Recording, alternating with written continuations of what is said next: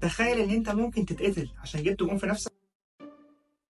بمناسبة الأهداف العكسية الأوفر اللي في اليورو زي ما حضرتك شايف كده، الموضوع ده فكرني بواحد صاحبنا اسمه أندريس اسكوبار سنة 94 وبالتحديد في كأس العالم، مباراة في دور المجموعات بين كولومبيا وبين أمريكا، علشان كولومبيا تتغلب 2-1 وتخرج من دور المجموعات، وأندريس اسكوبار يسجل الهدف ده في نفسه. بعد رجوع اسكوبار لكولومبيا وبالتحديد بعد 10 ايام من تسجيله للهدف اللي خرج منتخبه من البطوله، يطلع عليه 4 من افراد العصابات ويدوه 6 طلقات علشان يخلصوا عليه. واحد يسالني بقى هو الجول مستاهل قوي كده؟ وايه علاقه المافيا الكولومبيه بالموضوع؟ هقول لك ان كولومبيا ساعتها كان عندها واحد من افضل الاجيال اللي جت في تاريخ البلد كلها، علشان كده المافيا الكولومبيه كانت بتراهن كل ماتش على منتخب كولومبيا بملايين الدولارات. فبالنسبه لنا اخونا اسكوبار الله يرحمه ده بقى لازم ننتقم منه بعد ما خرجنا من البطوله وخسرنا الملايين دي كلها. ماشي حاضر، حقتل واديك رن.